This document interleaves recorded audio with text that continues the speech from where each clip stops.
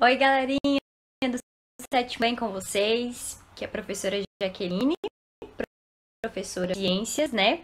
Como eu havia falado com vocês na semana passada, essa semana eu não estarei presencialmente falando algumas questões, né, com vocês.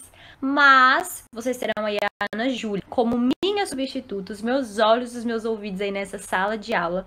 Então vocês, por favor, se comportem aí, tá bom? Com a Ana Júlia, tá, meninos? Ela tá de olho em vocês. E eu também estou de olho em vocês por aqui, tá ok? Meninos, na aula de hoje, nós vamos dar início ao capítulo 7 da nossa apostila. Então, peguem aí o materialzinho de vocês, a apostila, e abram lá no capítulo 7, tá? Depois da página 435. Quero lembrar vocês aí de alguns avisos importantes, tá? Nosso trabalho de ciências, não esqueçam, tá bom, meninos, de entregar o trabalho de vocês, de fazer o trabalho de vocês. Estou mandando lá no grupo do WhatsApp de vocês do 7º ano as instruções para quem perdeu alguma coisa, tá bom? Ficou com alguma dúvida sobre o trabalho, podem estar me procurando, tá ok? Através do WhatsApp, tá? Podem me mandar mensagem tranquilo, estou lá para ajudar vocês. Se ficar dúvidas também a respeito de alguma parte do conteúdo, tá? Vocês podem me mandar mensagem lá no WhatsApp, professora. No vídeo a senhora falou muito rápido, ou a senhora falou essa parte eu não entendi direito, é assim mesmo. Não fiquem acanhados, podem mesmo me procurar se vocês tiverem dúvidas, tá? A Ana Júlia tá aí para passar as aulas aí para vocês, estarem com vocês em sala de aula. Mas se vocês tiverem dúvida, vocês podem estar me procurando, né? Tanto durante essa semana quanto semana que vem, que eu vou estar aí presencialmente com vocês novamente, certo? Vamos então, meninos, agora dar início ao nosso capítulo 7. Ainda temos mais 2 capítulos para ver. Então, nós vamos estudar agora sobre as algas. E no próximo capítulo, nós vamos ver, por último, sobre os fungos. Então, vamos dar uma relembradinha aí, mais ou menos, de tudo que a gente já viu até aqui. Então, vamos lá começar. Vou passar aqui e olhar minha apostila rapidinho, mas vocês podem permanecer aí no capítulo 7. Então, nós começamos estudando sobre os seres procariotos. E estudamos sobre as bactérias e as arqueias, né? Sabemos que bactérias formam um reino e arqueias formam um outro reino, né? Mas elas entram dentro do grupo dos procariotos. O que são procariotos? São seres vivos, né? Que não possuem carioteca definida, não tem núcleo definido nas suas células. Então, vimos bactérias, falamos sobre as arqueias, né? Estudamos a nutrição, como que elas vivem, onde são encontradas. Logo após, no próximo capítulo, nós vimos sobre os protistas. Então, nós entramos no grupo dos protistas e começamos a estudar sobre os protozoários. Lembra que nós falamos que o protista atualmente não é considerado um reino, né? Então, atualmente nós temos 5 reinos, mas os protistas não são considerados como reino. Então, são o que, professora? Um grande grupo. Mas por que não são considerados um reino? Porque dentro do grupo dos protistas, nós temos os protozoários e as algas. Apesar de estarem no mesmo grupo, esses seres vivos apresentam muitas diferenças nas suas características. Por isso que ainda não é considerado, não se fechou aí que é considerado um reino. Por quê? Lembra que a gente estudou que os reinos são grupos de seres vivos, né? Que possuem características semelhantes, mas nós veremos que as algas possuem algumas características que são diferentes dos protozoários. Então, por isso, não dá para dizer que são reinos que pertencem ali ao mesmo reino. Então, nós falamos que nós temos o grupo, tá? O grande grupo dos protistas.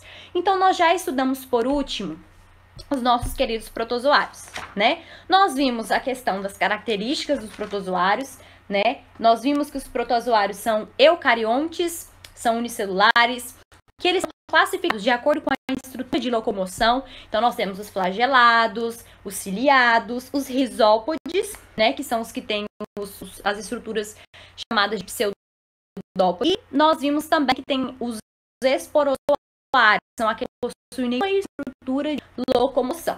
Depois, nós falamos sobre como que eles se reproduzem, né? Então, eles podem se reproduzir por divisão binária. Uma célula mãe dá origem a 2 células filhas, né? E também pode se reproduzirem de forma também ser adequada, né? Falamos sobre a nutrição, de onde que eles tiram, então, a matéria orgânica, a energia que eles têm para sobreviver.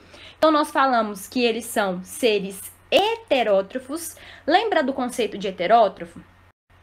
Os seres heterótrofos são capazes de produzir o seu próprio alimento. Então, eles precisam de algo, né, para conseguir obter o quê? Energia e matéria orgânica, certo? Então, eles são protozoários. Nós temos de depois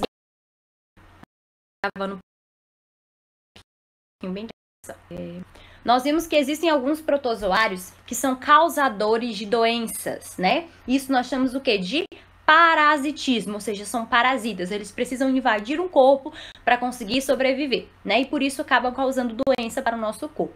Quais nós estudamos? Bíase, causadora da dibiana. Nós estudamos que causa doença do barbeiro, né, que é transmitida através das fezes, né, desse barbeiro. Nós falamos como, né, pelo protozoário do jeito e sobre leishmaniose, sobre a toxoplasmose, certo? Nós finalizamos lá as atividades, né, corrigi com vocês e passei o trabalho de vocês, no qual devem doença causada por protozoário, que não seja nenhuma dessas, né? E responder aquelas questõezinhas lá da página 430, trabalho que deve ser entregue, tudo aquilo que a gente já combinou, ok? Agora, gente, vamos falar sobre as algas, então. O que são essas algas? Elas são como elas se reproduzem? Nós vamos começar a ver aí na nossa aula de hoje. Então, a gente tem aí uma imagem, né, retratando crianças no piquenique, né, aí a imagem que eu falo é aqui, ó, capítulo 7. As crianças aí no piquenique, né, e a gente vê ali do lado um laguinho, né, e nesse laguinho a gente vê algumas coisas verdes ali flutuando. Será que são algas? E que tipo de algas são essas? Será que tem mais de um tipo de algas? Vamos conhecer um pouquinho sobre esses seres. Lá no quadrinho roxo, a gente já descobre algumas características sobre as nossas queridas algas. As algas apresentam grande diversidade de formas, cores e tamanhos. São encontradas principalmente aquático. Principalmente não quer dizer, então, encontra maior aquático, mas também podem ser encontradas em outros ambientes, bom? Podem ser unicelulares ou pluricelulares. A gente já vê aí a diferença das algas para os usuários, né, que eram uni. Então, a gente tem alga que pode ser uni ou pluri, bem maiores, que podem ser vistas presas a rochas ou flutuando na superfície de rios e mares. Estão presentes em vários produtos que consumimos diariamente, além de terem uma grande importância ecológica, ou seja, para o meio ambiente, e também uma importância econômica. Então, a gente vai ver que as algas são importantes para a produção de gás oxigênio, tá? Vamos lá, página 438. Vamos à leitura dele abaixo juntos, respondermos a questão de número 1 e a questão de número 2, certo? Só um minutinho aqui, meninos. Até na página 4. Ponto de partida. Muito alto do sushi. As macroalgas marinhas, que crescem em regiões costeiras, são os principais tipos de algas utilizadas na produção de alimentos, medicamentos, cosméticos e cremes hidratantes. Então, olha só quantas funções as algas têm, né? Para sobreviver neste ambiente, com várias interações biológicas e com amplas variações de fatores ambientais, as macroalgas marinhas desenvolveram estratégia de proteção, explica Natsumi Yokoya, pesquisadora científica do Instituto de Botânica de São Paulo. Os polissacarídeos produzidos pelas algas agar, caragenana e alginato são solúveis em água. Por darem as substâncias a consistência de gel, eles são utilizados nas indústrias alimentícia e farmacêutica. Então, as algas, elas produzem aí substâncias que são utilizadas tanto na indústria de alimentos, né, quanto na farmacêutica, que produz os nossos medicamentos. Algumas macroalgas marinhas são utilizadas diretamente na alimentação humana em razão de seu alto conteúdo de vitaminas e sais minerais, explica a pesquisadora. Um exemplo é a alga vermelha do gênero Popia, conhecida popularmente como nori, que tem um alto conteúdo de vitaminas B e C, além de mais vitamina A do que os ovos. As caragenanas também são produzidas por algas vermelhas. Segundo Nair, as caragenanas, graças às suas propriedades químicas, são utilizadas principalmente em alimentos contendo leite, como sorvetes, cremes e queijos. Já os polissacarídeos alginatos, né? Então, lembra lá que isso aí são produtos que são feitos, né, pelas algas, né, liberados pelas algas e aí são utilizados para a produção de alimentos. Já os polissacarídeos alginados aparecem em alimentos à base de leite, além de bebidas como cervejas e licores, e servem também para proteger alimentos congelados.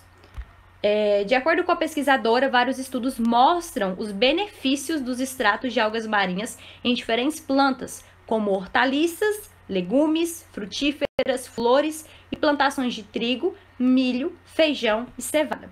A aplicação desses extratos na agricultura contribui para a formação de um sistema de raízes bem desenvolvido, para o aumento no conteúdo de clorofila, para a resistência ao estresse causado por fatores como seca, limitação de nutrientes e sal, bem como para o retardamento da senescência, que é o processo natural de envelhecimento das células.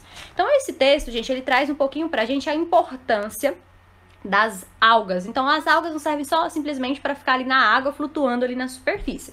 Não, também são utilizadas na indústria alimentícia. Então, algumas substâncias secretadas por essas algas são utilizadas em alguns alimentos. Ele citou exemplo, queijo, sorvete, né, a cerveja. E, além disso, também o gel, né, um gelzinho que é produzido por essas algas é utilizado também na produção aí dos medicamentos, certo? Na questão 1, pergunta o seguinte: além dos produtos alimentícios, né, que a gente já se tem uma noção aí, em que outras áreas os subprodutos das algas são usados?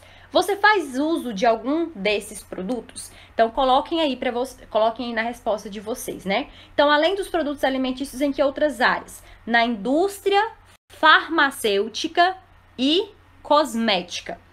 Então, vocês vão responder na 1, na indústria farmacêutica e cosmética. E aí pergunta se você faz uso de algum desses produtos. E aí, gente? Vocês fazem uso? O que vocês acham? Tem algum produto que vocês utilizam que tem aí como base, como subproduto, ou alga, ou alguma substância que é produzida pela alga? Vou dar uma dica para vocês. O creme dental utiliza subprodutos das algas em sua composição. Ou seja, subprodutos é aquilo que a alga, né, produz, né? Então, gente, o creme dental que você usa aí para escovar os seus dentes tem subproduto de alga, tá bom? Então, você pode colocar aí que sim, que você faz uso e colocar como exemplo o creme dental, ok? Então, a resposta da 1 fica na indústria farmacêutica e cosmética. Aí, vírgula, sim, o creme dental. Porque eu acredito, né, que todos nós aqui fazemos aí a higienização correta, né, dos nossos dentes, a escovação correta dos dentes, certo? Bora lá para 2? Se o vídeo estiver muito rápido, pede para a professora aí, Ana Júlia, voltar para vocês, tá? Se você perdeu alguma coisa da resposta, dá 1, ok? Mas fiquem ligadinhos para vocês acompanharem. 2. Discuta com os colegas do professor sobre como o uso das algas na produção agrícola pode diminuir os danos à saúde humana e do solo. Anote abaixo sua conclusão. Então, assim, tendo ideia aí, por que vocês acham, né, que o uso das algas pode ajudar aí na produção agrícola, diminuindo o dano à saúde humana e do solo? Porque hoje utilizam-se muitos fertilizantes químicos, né, na agrícola, né? Na agricultura. Então, para conservar o alimento por mais tempo, para evitar pragas, utilizam-se muitos inseticidas, muitos fertilizantes, muitos produtos químicos. E acaba, gente, que esse produto químico fica no alimento e esse alimento chega até nós. Então, querendo ou não, isso é prejudicial para nós. Então, as algas, elas são um outro caminho, uma maneira mais viável que evita aí que se utilize produtos químicos, certo? Então, elas podem ser utilizadas como biofertilizantes na agricultura para reduzir o uso excessivo de quê? Fertilizantes, herbicidas e pesticidas, os quais contaminam o solo e a água, né? Além de causar problema para nós e também para os animais que vivem ali próximo àquela região, certo? Então, essa é a importância das algas, porque elas podem substituir os fertilizantes que são utilizados hoje na agricultura e que são prejudiciais para o solo, para a água, porque contamina o solo, onde ele é jogado, contamina a água que fica abaixo daquele solo, lá nos lençóis freáticos, e também pode gerar contaminação de animais próximos àquela região, e nós que vamos consumir aquele alimento. Então, vocês podem colocar aí na 2 que as algas podem ser usadas,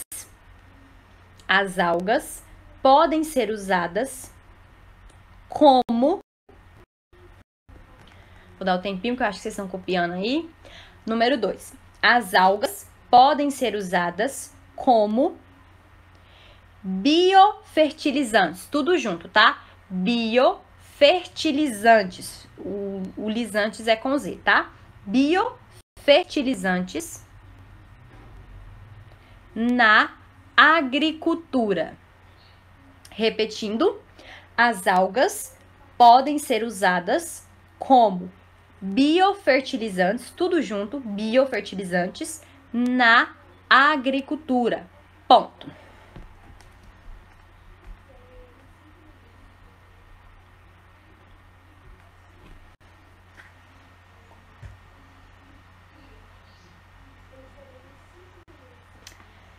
Então, meninos, finalizando aí a questão 2, então nós vimos que as algas são importantes e são utilizadas tanto nos alimentos, então tem sim algas, né, presente nos alimentos, não só lá no sushi, né, que vocês consomem, mas tem alguns alimentos que utilizam subprodutos das algas. Também, gente, utilizam subprodutos das algas para a indústria cosmética. Então, sim, alguns cremes que talvez você até consuma, utilize algum creme que é a base de algum subproduto de alga e você nem tenha conhecimento, mas muito provavelmente você tem algum creme, algum produto cosmético que você use que tem como base algum subproduto das algas. Também medicamentos e também agora importante para a agricultura, né? É um biofertilizante, ou seja, é um fertilizante melhor, né? Porque é biológico, né? Então, assim, se conserva, né? Evita-se o uso aí de fertilizantes de produtos químicos, né? Que podem contaminar o solo. Então, quantos papéis, né, as algas elas não têm. Então, tanto é utilizada na indústria farmacêutica, cosmética, na agricultura e na indústria alimentícia, tá? Pode ser até questão de prova. Quais são as indústrias, né, ou onde podem ser usadas as algas. Beleza, meninos? Então, vamos dar início e começar a estudar nossas queridas algas. Página 439, nós vamos começar a falar, então, das características dessas algas. Então, muita atenção, que esse é um momento aqui bem importante da nossa aula, ok? Então, as algas, lá na página 439, acompanhem a leitura. A palavra alga deriva do latim e significa planta marinha. Professora, mas por que as algas, então, elas não estão lá no reino das plantas? Porque elas não possuem todas as características semelhantes a das plantas, tá bom? Por isso que elas não fazem parte do reino planta, tá? Do reino plantas. Elas estão no grupo ali separadinho. Então, significa planta marinha. Apesar do nome, as algas não são exclusivamente marinhas, pois existem espécies que vivem em ambiente de água doce ou mesmo terrestres úmidos. Embora no passado tenham sido classificadas no reino das plantas, apenas as algas verdes que igualam um parentesco evolutivo com esse reino. Então, gravem, são muito importantes, tá? Apesar do termo, né, se referir à planta marinha, a gente também tem alga em regiões de água doce, tá bom? Então, em rios também tem algas, né? E até mesmo em ambientes terrestres que sejam úmidos, né? Os seres vivos autótrofos fotossintetizantes, sejam eles uni- ou pluricelulares, são denominadas algas. Se vocês puderem sublinhar essa parte, porque é extremamente importante. Então, a gente já viu onde elas podem ser encontradas, né? Tanto nos mares, né? Em ambientes aquáticos como mares, águas doces, né? Regiões de água doce, ou em ambientes terrestres úmidos. Vimos agora que elas são autótrofos fotossintetizantes. Então, assim como plantas, algas também fazem fotossíntese, ou seja, utilizam a energia que vem do sol, né, para produzir o seu alimento. Então, são autótrofos fotossintetizantes. Podem ser unicelulares ou pluri, ou seja, tem alga que tem uma única célula e tem algas que têm mais de uma célula. Assim como os protozoários, as algas estão coletivamente reunidas como protistas. No entanto, como vimos, esses dois grupos têm poucas semelhanças, né? Diferentemente dos protozoários, as células de muitas espécies de algas apresentam parede celular. Então, lá nos protozoários, né, diferentemente nós não tínhamos, agora nessa célula, né, algumas algas aí têm parede celular.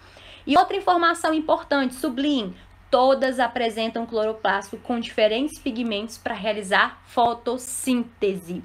Então, o cloroplasto era uma estrutura que a gente só vê lá nas células do tipo vegetal. Então, as nossas algas aqui têm cloroplasto, tá? Esse cloroplasto, ele ajuda a célula no processo de fotossíntese. E ele tem diferentes pigmentos.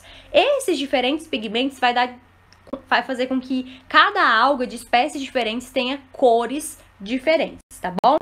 Olhem aí na imagem, gente, em cima de a célula de uma alga, né? Essa aqui, no caso, é uma eglena. Quais são os elementos que nós temos? Então, nós vemos que ela tem núcleo. Se ela tem núcleo, ela é eucariótica. Tem citoplasma, né? Que é a parte livre. Tem os cloroplastos, né? Como nós falamos, elas possuem esses cloroplastos. Tem membrana celular? Sim, que é aquela membrana que reveste a célula. E o flagelo, olha aí o nosso querido flagelo que nós estudamos lá nos protozoários, né? Que é esse prolongamento, essa estrutura que é utilizada aí para que as algas consigam se locomover. As espécies de algas que vivem nos ambientes aquáticos podem ser planctônicas. O que são essas planctônicas? É o caso da maioria das espécies do tipo unicelulares. As planctônicas, elas flutuam na superfície da água e são conduzidas pelas correntes. Também existem algas que são bentônicas, vivendo em sedimentos. Estas podem fixar-se em rochas, areia, lama, outras algas ou animais. Em ambos os casos, as algas limitam-se aos locais onde encontram fonte de luz para realizar fotossíntese. Então, bora lá recapitular. A gente falou que as algas podem ser encontradas tanto, né, em ambientes aquáticos, mares ou até mesmo regiões de água doce, mas também podem ser encontradas em ambientes terrestres úmidos. Diante disso, as algas elas podem ser divididas em dois grupos. Aquelas que são encontradas na superfície das águas, essas vão receber o nome de planctônicas. Então, planctônicas faz referência ao grupo de algas ali que eu encontro na superfície das águas, flutuando, né? Que são conduzidas pela corrente daquela água.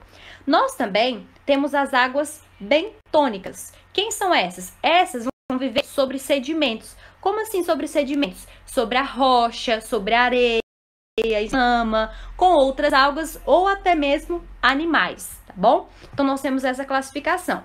Planctônicas são aquelas algas que nós encontramos na superfície das águas, né, sendo levadas ali pela corrente, e benquitônicas são as espécies de algas que se aderem a sedimentos, a uma rocha, a uma areia, né? Então, normalmente são encontradas em ambientes terrestres úmidos, ok? Ciência em debate, esse quadrinho azul aí que vocês têm. Existe uma grande discussão sobre esse assunto. Alguns pesquisadores... esqueci de ler a pergunta. Existem algas que são plantas? Talvez a gente pode até às vezes confundir uma alga com uma planta. Vamos entender isso. Existe uma grande discussão sobre esse assunto. Alguns pesquisadores consideram as clorófitas e as rodófitas como plantas, porque a estrutura do cloroplasto é semelhante à das plantas. Porém, outros pesquisadores afirmam que as algas não podem ser classificadas como plantas, pelo fato de as estruturas reprodutivas serem diferentes e as algas não formarem tecidos verdadeiros. Com base no conteúdo estudado para você, o que vocês acham? As algas devem ser consideradas como plantas ou elas devem permanecer num grupo separado? Lembrando, gente, uma informação muito importante que ele traz aqui pra gente é que as algas, né, apesar de que algumas podem ser pluricelulares, ou seja, ter várias células, elas formam tecidos verdadeiros, tá? Então, por exemplo, nós animais, nós formamos tecidos. O conjunto de células do nosso corpo vai formar um tecido. Plantas também formam tecidos. Lembra que a gente estudou? Porém, as algas não, tá? Apesar de terem algumas algas que têm várias células, né, que são as pluricelulares, elas não têm capacidade de formar tecidos verdadeiros, tá? Guardem essa informação que é muito, muito, muito importante. Lá na página 440, o que nós veremos? Nós vamos estudar as algas dentro da classificação delas. Então, lembra que a gente falou que elas podem ser unicelulares, ou seja, podem ter uma única célula, ou elas podem ser pluri. Pluri tem várias células. Então, a nível de estudo, elas são divididas dentro desses dois grandes grupos. Algas que são unicelulares e algas que são pluricelulares, tá? Então, a gente vai começar a estudar sobre as unicelulares. Página 440. Então, vamos lá. As algas unicelulares, elas são mais comuns em mares, rios e lagos, mas também vivem nos ambientes terrestres úmidos, com outros seres fotossintetizantes, como as cianobactérias, formando o que a gente chama de fitoplâncton, tá? Então, as algas, né, unicelulares, quando elas se associam, né, a outros seres fotossintetizantes, como por exemplo cianobactérias, elas vão formar o que a gente chama de fitoplâncton. O que é esse fitoplâncton, professora? Conjunto de micro-organismos fotossintetizantes que flutuam na superfície de ambientes aquáticos, tá? Então é o conjunto de micro-organismos, ou seja, pode ter algas e outros micro-organismos também. Sua capacidade de locomoção é reduzida, embora as espécies apresentem estrutura de locomoção como os flagelos. A classificação das algas, né, é feita, entre outras características, com base no pigmento fotossintetizante que elas produzem. Então, lembra que a gente falou sobre os cloroplastos? Nesse cloroplasto existem pigmentos e as células, elas podem ter diferentes pigmentos e, por isso, diferentes colorações. A gente vai ver que tem algumas que são verdes, outras puxam mais para o dourado, outras vermelhas. Tudo isso, gente, é por causa desse pigmento, tá bom? Esse pigmento aí que vai dar essa diferença na cor, ok? As primeiras que nós vamos estudar são as euglenófitas, chamadas de euglenas. Então, a gente vai dar só o início aqui, tá? Falar um pouquinho sobre elas. Então, as euglenófitas, também chamadas de euglenas, elas possuem clorofila, tá? A clorofila é o que vai caracterizar a sua cor verde. Tem um ou dois flagelos, tá? Que é aquela estrutura que utiliza para locomoção, e não tem a parede celular. São mais abundantes em rios e lagos, mas também em espécies marinhas. Então, aí nessa imagem, vocês têm um exemplo, né, de uma euglenófita, né, de uma alga do tipo euglenófita. Essas algas possuem a capacidade de detectar luz e movimentar-se em sua direção, o que facilita a absorção de luz para a fotossíntese. Então, meninos, essas algas, né, elas vivem, estão presentes em ambientes aquáticos, né, ou também podem estar em ambientes terrestres, e como elas são fotossintetizantes, elas precisam da energia do sol para, né, produzir a matéria orgânica que elas precisam para e sobreviver. Então, elas precisam estar em ambientes em que elas estão expostas a essa luz do sol. Então, elas estão sempre procurando ali um ambiente onde tenha essa exposição solar para que elas peguem essa energia do sol e transformem isso em matéria orgânica, certo? Então, elas possuem a capacidade de detectar luz e movimentar. Como elas têm flagelo, essas algas conseguem detectar regiões que têm mais luz, mais incidência do sol mesmo, né? E conseguem, então, ir em direção a essas regiões. Para quê? Para que elas possam absorver essa luz e conseguir realizar fotossíntese. Em situações de ausência de luz, elas passam a realizar nutrição heterótrofica, alimentando-se de matéria orgânica dissolvida na água. Então, quando elas não encontram essa luz, que elas precisam, essa energia luminosa que vem do sol, o que elas fazem? Elas vão mudar o tipo de nutrição delas. Elas vão passar a se alimentar de matéria orgânica que elas encontrarem ali no meio. Então, elas são bem espertinhas, né? Elas, obviamente, não querem morrer, elas precisam de energia, né? Elas precisam de matéria orgânica. Então, se elas não encontram a luz, né, do solar para pegar a energia luminosa e transformar em matéria orgânica, elas precisam obter essa matéria orgânica de uma outra forma, porque as células precisam, né, continuar sobrevivendo. E para a célula sobreviver, precisa de matéria orgânica. Então, o que elas vão fazer? Elas vão se alimentar de matéria orgânica que elas encontram lá dissolvida na água, certo?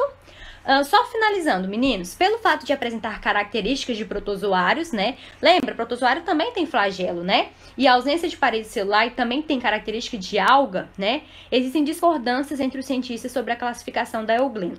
Atualmente, a classificação aceita considera como uma alga. Então, os cientistas ainda brigam. Será que é uma alga ou um protozoário? Por quê? Porque ela tem tanto característica de protozoário, como flagelo, né? Como também tem característica de alga, né, que são os cloroplastos, certo?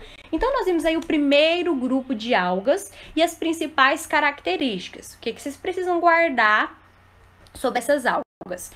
Que o nome, né, que são euglenas ou euglenófitas, que elas possuem clorofila e isso determina, né, essa cor delas, que ela tem flagelo e que elas não têm a parede celular, que são mais abundantes em rios e lagos, mas também tem espécies que são encontradas no mar. Essas algas têm capacidade de detectar a luz e se mover, né, até essa luz, mas na ausência de luz, elas vão realizar um tipo de nutrição que a gente chama de heterótrofo. Então, elas vão se alimentar da matéria orgânica. O que é a matéria orgânica? Restos de animais e plantas que elas encontrarem ali onde elas estão. Beleza? Para nossa próxima aula vai ficar, então, a gente falar sobre as grisófitas, que são algas douradas, as algas cor de fogo, né, e o restante das algas, tá bom? Meninos, se ficar dúvidas, vocês podem procurar no WhatsApp, estou à disposição de vocês, tá bom? Espero que vocês tenham gostado e aprendido um pouquinho sobre as algas. Não esqueçam de dar uma revisão em casa, gente. Faz uma leiturazinha, porque vai ajudar muito vocês a fixar o conteúdo, tá? Nunca é suficiente só o tanto que vocês estudam aqui em sala. Vocês precisam buscar mais desse conhecimento, tá? E quanto mais vocês buscam, mais vai se tornando fácil esse processo de aprendizado. Beleza? Meninos, ficamos por aqui, tá bom? Espero que vocês tenham se comportado aí com a Ana Júlia durante as nossas aulas, tá bom? Beijão pra vocês e nos vemos. Acho que a gente ainda tem aula de artes hoje. Deixa eu ver. Não, aula de artes não. Nós nos vemos na nossa aula de ciências amanhã. Beleza? Está aqui com vocês novamente. Tchau, tchau, galera. Uma boa semana, uma boa segunda-feira pra vocês.